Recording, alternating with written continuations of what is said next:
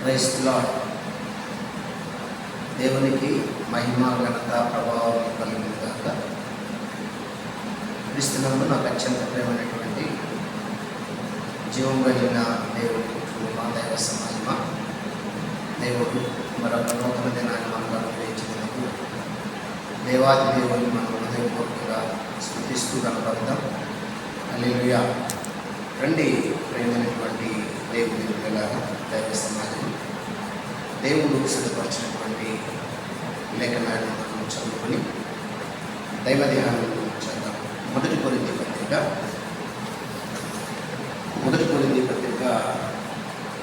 1వ అధ్యాయం 25వ వచనం చదువుకుందాం. దేవుని వెరితనము మనుషుల జ్ఞానం కంటే జ్ఞానం కలిగి, దేవుని బలహీనత మనుషుల బలము కంటే బలమైనది. ప్రార్థించాలి. పరిశుద్ధుడు ప్రేమ కల్పిస్తున్నాను.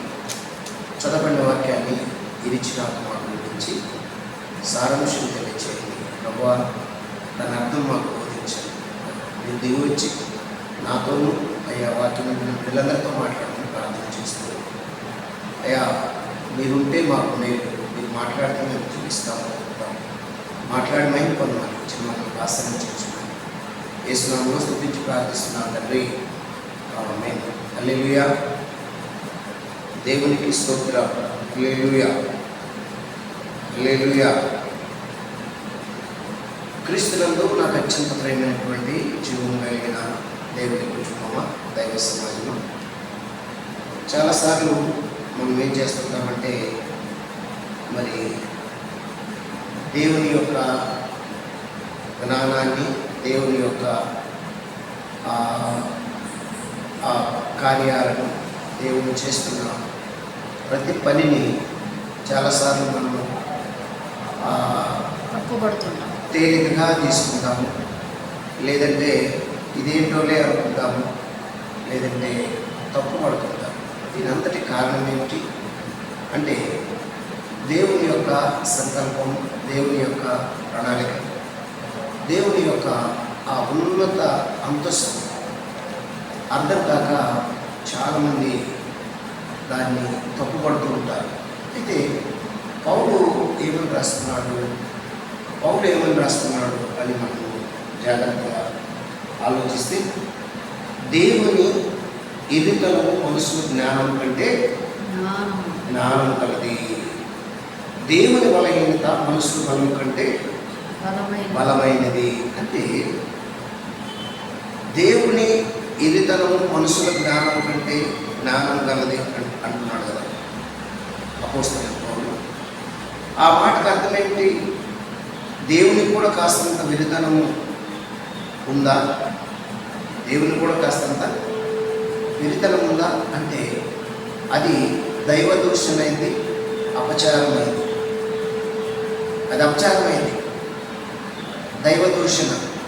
అయితే మరి ఎందుకు పౌరభక్తుడు అలాగంటున్నాడు అంటే, మరి అలా అనడం వల్ల మనుషులు ఎవరైనా అన్నా సరే ఘోరమైన జ్ఞానం చేసిన వాడవుతాడు, దైవ దూషణ అవుతుంది. కాబట్టి అటువంటి ఆ స్వభావం కాదు దేవదూషణ పౌలు చేయడం. పౌలు వాడుతున్నటువంటి ఆ విషయాల్లో చాలా అద్భుతమైన విషయం ఉంది. మనం ఒక లేఖనాన్ని చూసుకుంటే దైవ జనాంగమా, ఆ లేఖనాల్లో ఏమని రాయబడింది అంటే, చూడండి, ఒక లేఖనము సమూయేలు మొదటి గ్రంథానికి వస్తే, సమూయేలు మొదటి గ్రంథంలో ఏమని రాయబడిందంటే, సమూయేలు మొదటి గ్రంథము 2వ అధ్యాయం 3వ వచనంలో ఏమని రాయబడింది చూడండి. యెహోవా అనంత జ్ఞానియగు దేవుడు. ఏంటంట? యెహోవా అనంత జ్ఞానియగు దేవుడు. మరి ఇక్కడ పౌలు ఎందుకు అంటున్నాడంటే, మానవుని యొక్క స్వల్ప బుద్ధి, మానవుని యొక్క నిర్ణయాత్మకమైనటువంటి తొందరపాటు, దేవుని సంకల్పం తెలియక, దేవుని ఉద్దేశం తెలియక, దేవుని ప్రణాళిక తెలియక మనుషులు చాలాసార్లు పొరపడుతూ ఉంటాడు.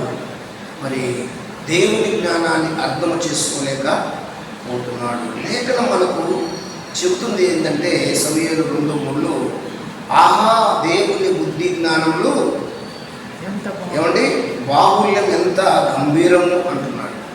ఏమండి బుద్ధి జ్ఞానము బాహుల్యము ఎంత గంభీరం అంటాడు పౌలు భక్తుడు కూడా. ఎక్కడ అంటున్నాడు? రోమపత్రిక 11:33 పౌలు భక్తుడు ఏం చేస్తున్నాడంటే, పౌలు భక్తుడు ఏమని చెబుతున్నాడంటే ఎంత గంభీరం అంటున్నాడు. ఏంటిది గంభీరం? ఆహా దేవుని బుద్ధి జ్ఞానములు ఎంత బాహుల్యము గంభీరములు అంటున్నాడు కదా. ఆ తర్వాత మనం జాగ్రత్తగా ఆలోచిస్తే దేవునిలో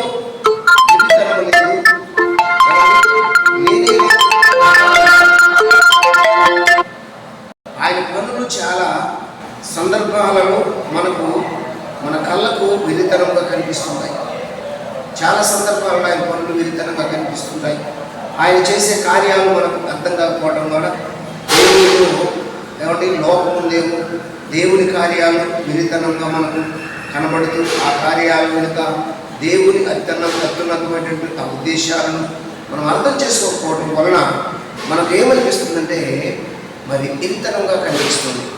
ఈ ఎరితనంగా కనిపించేది మరి అత్యున్నతమైనటువంటి జ్ఞానము ఆయన ప్రణాళిక ఉంది బాబు, మనం జాగ్రత్తగా దాన్ని అర్థం చేసుకోవాలి అని లేఖనము మనకు నేర్పిస్తున్నటువంటి సత్యం. దేవుని అనంత జ్ఞానము, దేవుడు అనంత జ్ఞానులని ఏమని దేవుడు అనంత జ్ఞానం ఉందని గ్రహించాలి. ఆ కార్యాల వెనుక ఎంతో జ్ఞానవంతమైనటువంటి ఆలోచన, ఉద్దేశము, ప్రణాళిక ఉన్నాయి.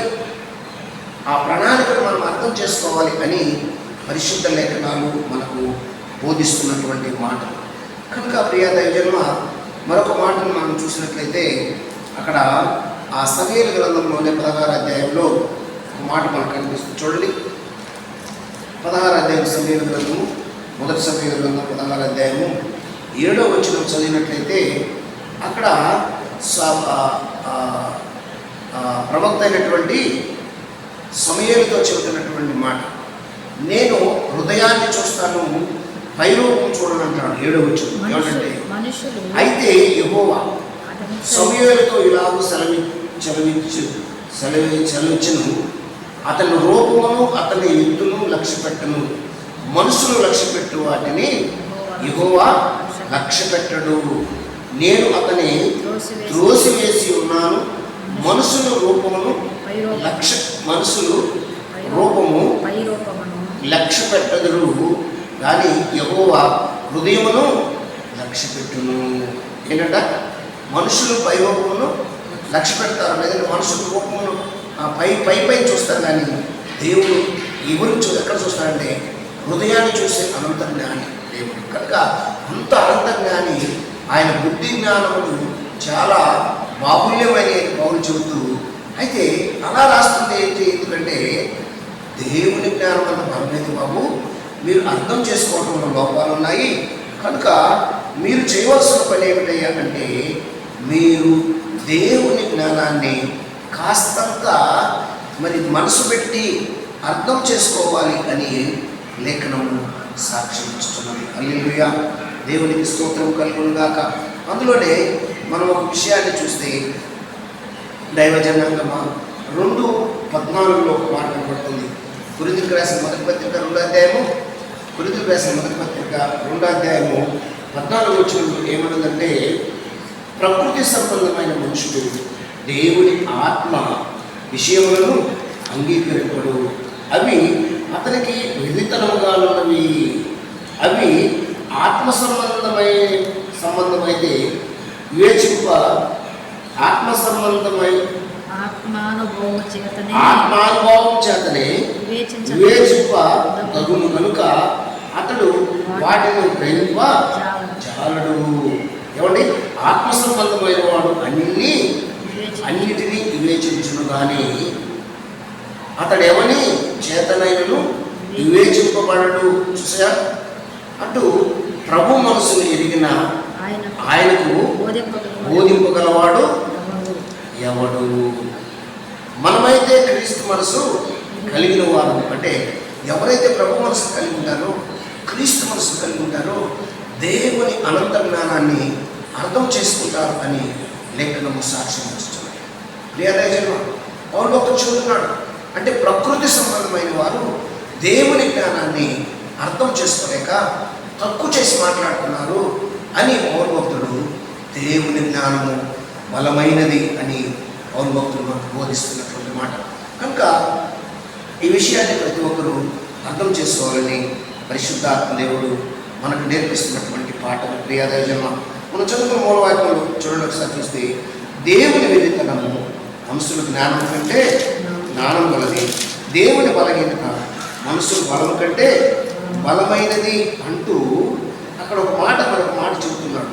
ఏమంటాడంటే, సహోదరులారా, 26వ వచనం మొదటి పత్రిక 1వ అధ్యాయం 26వ వచనంలో, సహోదరులారా మిమ్మును పిలిచిన పిలుపును చూడుడి, మీలో లోకరీతిని జ్ఞానులైనను గనులైనను గొప్ప వంశము వారైనను అనేకులు పిలువబడలేదు. కానీ చూసారా, జ్ఞానులైనను గొప్పవారైనా పిలువబడలేదు. జ్ఞానం లేని వారికి జ్ఞానం ఇవ్వడానికి ఏమండి అనంత జ్ఞాని అయినటువంటి దేవుడు, అనంత జ్ఞాని అయిన దేవుడు. ఆ దేవుని జ్ఞానం గురించి పౌలు భక్తుడు చెబుతున్నాడు. 24వ వచనం కూడా చదవండి. 24వ వచనం ఏమంటాడంటే, పౌలు భక్తుడు ఆయన యూదులకు ఆటంకముగాను అన్ని జనులకు వెరితనముగాను ఉన్నాడు, కానీ యూదులకేమి గ్రీసు దేశస్తులకేమి పిలువబడిన వారికి క్రీస్తు దేవుని శక్తి దేవుని జ్ఞానమై ఉన్నాడు. హల్లెలూయా. దేవుని శక్తి దేవుని జ్ఞానమై ఉన్నాడు. అంటే ఈ లోకంలో నాస్తికులు అర్థం చేసుకోలేదు, ఈ లోకంలో దేవుడు లేడని అర్థం చేసుకోలేదు, బుద్ధిని అర్థం చేసుకోలేదు. అలాగే ఈ దేవుడు ఉన్నాడని తెలుసుకున్న వారిలో కూడా కొంతమంది పరిశుద్ధాత్మ లేని వారు అర్థం చేసుకోలేదు ఈ దేవుని జ్ఞానాన్ని. అందుకే ప్రకృతి సంబంధమైన మనిషి, చాలామంది దేవుడు నమ్ముతారు, యేసుప్రభువు నమ్ముతారు, కానీ పరిశుద్ధాత్మను పొందక పరిశుద్ధాత్మను మనసులోకి రానికుండా పక్కన వచ్చి దేవుడు మాట్లాడుతుంటే ఏమంటారు మీకు తెలుసా? ఏమండి మేము మందిరానికి వస్తాం కానీ సెటైర్ లేకండి అంటే దేవుడు మాట్లాడేది వీళ్ళకి ఎలా కనిపిస్తుంది? సెటైర్లా కనిపిస్తున్నాయంట. అయ్యో ప్రభు నాతో మాట్లాడుతున్నాడు, ఇది పరిశుద్ధాత్మ స్వరము, పరిశుద్ధాత్మ లేఖనము, ఇదిగో నాలో ఉన్నటువంటి ఆ విషయాలు నేను ఎదుర్కోవాలి అనే మనసు చాలామందికి ఉండదు. వీళ్ళు ఏమంటుంది బైబిల్ తెలుసా? ప్రకృతి సంబంధమైన మనిషికి ఆత్మ సంబంధమైన సంగతులు అర్థం కాదు. కనుక కొంతమంది ప్రభువుని నమ్ముతారు కానీ ప్రకృతి సంబంధమైన జ్ఞానమును పొందుతారు, ఆత్మ సంబంధమైనటువంటి జ్ఞానమును అర్థం చేసుకోలేరు. కొంతమంది నాస్తికులు ఉంటారు, దేవుడు లేడని వారు, దేవుని ప్రణాళిక అసలు అర్థం కాదు. ఇటువంటి వారిని ఉద్దేశించి పౌలు, ఓ ఎన్ని జనాంగమా, మనుషుని జ్ఞానం కంటే దేవుని జ్ఞానంతో పోలకుండా ఆయనకు నువ్వేమైనా ఎరితనం ఉందనుకుంటున్నావేమో, ఆ ఎరితనం కంటే నీ జ్ఞానం గొప్పది కాదు. నువ్వేదైనా బలం ఉందనుకుంటున్నావేమో, ఆయనకు బలహీనత ఉందనుకుంటున్నావేమో, ఆ బలహీనతతో నీ సాటి కాదు నీ బలము అని వివరిస్తున్నటువంటి లేఖన సత్యము. కనుక ప్రియాదర్శన ఈ విషయాన్ని గమనించాలి. మనం చేయవలసిన పని ఏంటంటే దేవుని కొరకు మనము ముందుకు సాగాలి. కనుక ఒకసారి మూలవాక్యం చదువుకొని ప్రార్థన చేసుకుని ఈ కార్యక్రమాన్ని ముగించుకుందాము. దయచేసి మూలవాక్యం చదువుకుందాం. మూలవాక్యంలో దేవుని వెరితనము మనుషుల జ్ఞానం కంటే జ్ఞానం గలది, దేవుని బలహీనత మనుషుల బలం కంటే బలమైనది. అది సంగతి. అంటే దేవుడు చేస్తున్నటువంటి పనులు మనం అర్థం చేసుకోలేకపోవడమే ఆయన ప్రణాళిక, ఆయన సంకల్పము, ఆయన అనంత జ్ఞాని, ఆయన బుద్ధి జ్ఞానము బాహుల్యము ఎంతో గొప్పది. అంత గొప్ప దేవుడిని మనం అర్థం చేసుకోవాలి. ప్రియా దైవజనాంగమా అంటూ సంఘానికి, కొరింథీయుల సంఘానికి పౌలు పిలుపునిస్తున్నాడు. నేటి కాలంలో ఎవరైనా ఆయన బుద్ధి జ్ఞానాన్ని తక్కువ చేసి సొంత బుద్ధి మీద ఆధారపడితే దానిని బట్టి ఏమైనా మరి ఆలోచిస్తున్నారేమో అని ఏం చేస్తున్నాడంటే పౌలు భక్తుడు నేటి సంఘానికి పిలుపునిస్తున్నాడు. ఈ విషయాన్ని గమనించాలి. ప్రేమైనటువంటి దేవుని వీడిలా ప్రార్థన చేసుకున్నానండి. పరిశుద్ధుడు ప్రేమ కలిగిన తండ్రి, స్తోత్రాలు కృతజ్ఞతాస్తుతులు చెల్లిస్తున్నాను. అయ్యా, ఇతబడిన వారికి అందరికీ అర్థంగా చూపించి అందరు హృదయాలు రాయమని ప్రార్థిస్తూ, అయ్యా దినదీవిన తన రక్షణ దయచేయండి. మీ పిల్లలు చేపడుతున్న ప్రతి పనిలో మీ సన్నిధి కావతాల నుంచి నడిపించి మైపదమని యేసునామములో స్తుతించి ప్రార్థిస్తున్నాను తండ్రి. ఆమేన్. God bless you. దేవుడు దీవించి ఆశీర్వదించును గాక. ఆమేన్.